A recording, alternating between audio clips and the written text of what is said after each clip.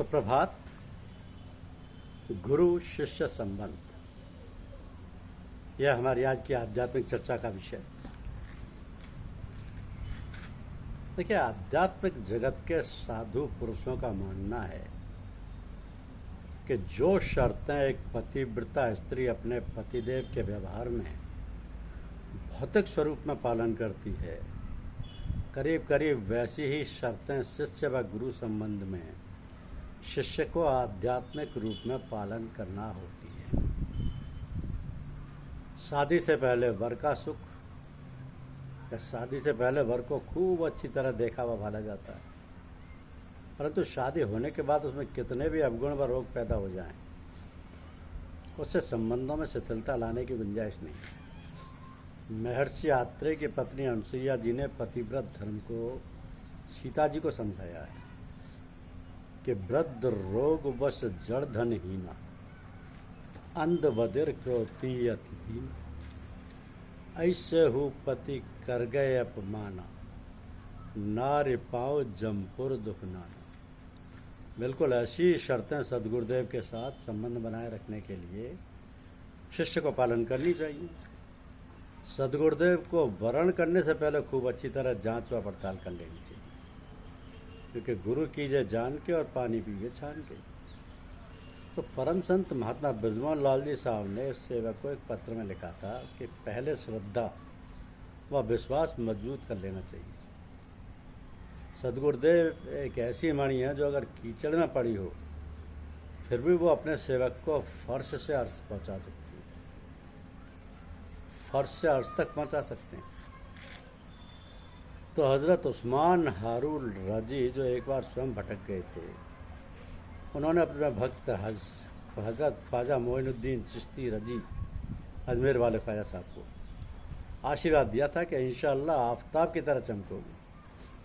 तो जब वे स्वयं मार्ग से गड़बड़ आए तब उनके सारे भक्तों ने छोड़ गए, केवल इन्होंने उन्हें नहीं छोड़ा। जब उन्होंने उनसे पूछा कि सब लोग मुझे छोड़ गए, तुमने क्यों नहीं छोड़ा, तब तो जवाब उन्होंने दिया कि वो गुरु भक्तों के लिए एक उच्च कोटि का उदाहरण है। जो जवाब दिया, उन्होंने कहा कि मैं आपके कदमों से बंधा हूँ, आपकी पूजन शैली से नहीं। जहाँ जहाँ आपके पाक कदम जाएंगे मैं भी उनके साथ चलूँगा।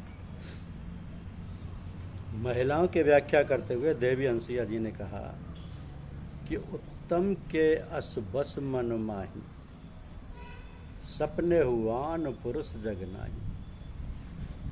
पवित्रता स्त्रियां यह मानती हैं, पतिव्रता स्त्रियां ये मानती हैं कि संसार में केवल एक ही पुरुष है, वह उनका पति, अन्य कोई पुरुष है ही नहीं। तो पति विहीन स्त्री के लिए संसार अंधकार में हो जाता है, उसे कहीं भी प्रकाश नहीं दिखाई देता।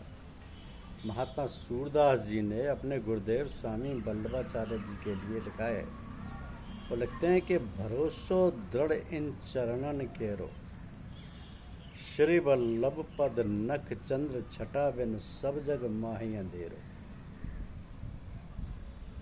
तो महात्मा सूरदास जी के लिए अगर कहीं प्रकाश है तो केवल उनके सदगुरुदेव के नख चंद्र में, पद नख चंद्र में, बाकी सब संसार में अंधेरा, अंधकार ही अंधकार है। उन्हें अन्य किसी से मैं आशा की किरण दिखाई नहीं देती। तो हज़रत अबुल हसन यमुनुद्दीन खुसरो रजी के सदगुरुदेव सैयद हज़रत निज़ामुद्दीन औलिया रजी के जब विशाल हुआ यानी शरियात हुआ, तब वे लखनऊ में थे। जब उन्हें मालूम हुआ, वे भागते हुए दिल्ली आए। देखा उनके सदगुरुदेव एक चारपाई पर पड़े, उनके बड़े बड़े बालों से चेहरा ढका हुआ है। वे कह बैठे कि गोरी सोई सेज पर, मुँह पर डाले केस, चल खुसरो घर आपने रैन भई चौदेश। इतना कहकर उन्होंने अपना शरीर भी छोड़ दिया। गुरुदेव के विशाल के बाद उनके लिए सारा संस्कार अंधकार में हो गया था। तो हज़रत अमीर खुसरो के मज़ार उनके गुरुदेव के मज़ार परिसर में ही है। ऐसा कहते हैं कि गुरुदेव का आंतरिक हुक्म है कि जो लोग उन्हें सलाम करने आए पहले हज़रत अमीर खुसरो की मज़ार पर हाजिरी दें। पूज्य बाद लाला जी साहब का शरीरांत हो गया था, उनकी अंतिम यात्रा की तैयारी हो रही थी। उनके संग छोटे भाई महात्मा रघुवर दयाल जी, चच्चा जी बड़ी बड़ी दहाड़े मार मार कर रो रहे थे। ऐसा देखकर उनके बड़े सुपुत्र महात्मा ब्रजमोहन लाल जी ने उन्हें ढांढस बताते हुए कहा कि चचा आप रो रहे हैं। इस पर चचा जी साहब ने जवाब दिया कि हाँ, बड़े बिरजू रोने के लिए क्या कोई और दिन आएगा। बड़े तो श्रीमती बड़ी दादी जी साहिबा का अंतिम संस्कार करके घर लौटे। पिताजी साहब ने एक चारपाई पर निढाल होकर पड़ गए। कई घंटे ना हिले ना डुले और ना ही बोले।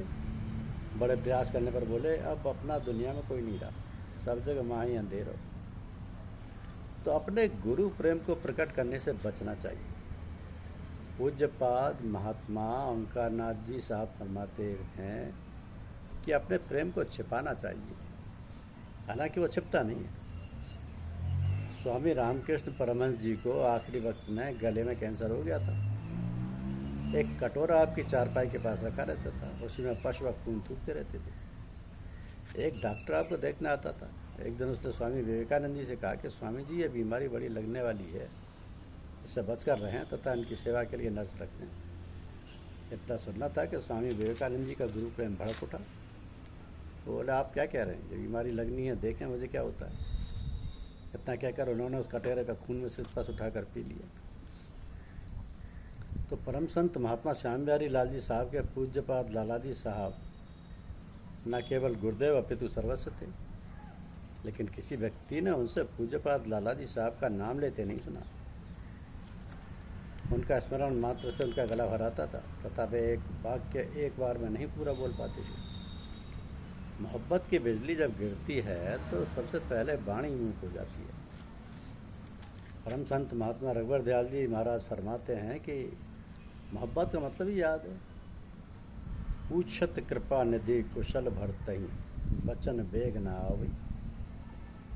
किसी अन्य साधु संत महात्मा को उन जैसा या उनसे ऊंचा ख्याल करने की गलती नहीं करनी चाहिए। इस्लाम में इस गलती को कुफ्र कहा गया है। हम लोग भी अपनी इस गलती से बचने के लिए परमात्मा से नित्य प्रति प्रार्थना करते हैं कि या इलाही शिरको कुफ्रो मासियत से दूर रख, या इलाही शिरको कुफ्रो मासियत से दूर रख। तो परम संत महात्मा ब्रजमोहन लाल जी साहब फरमाते हैं कि बच्चों को अपनी माँ का दूध ही मुफीद होता है। बहुत समय पहले की बात है, एक बहुत बड़े महात्मा जी पूज्यपाद महात्मा ओंकारनाथ जी साहब के दर्शनार्थ लखनऊ समाधि पर आए, बड़ी इच्छा से कि खूब सत्संग लाभ उठाएंगे। और तो कुछ ही मिनटों में उन्हें चरण स्पर्श करके वह भेंट देकर चल दिए। लोगों ने उनसे पूछा कि आप बहुत जल्दी जा रहे हैं। तब उन्होंने उत्तर दिया कि बहुत प्रभावशाली महापुरुष हैं, मैंने सोचा कि इनके प्रभाव में आकर मैं अपना सबको सबक भी न भूल जाऊं। बिल्कुल ऐसी घटना कानपुर में एक सत्संग सभा में एक सत्संगी भाई के यहाँ सत्संग का कार्यक्रम था।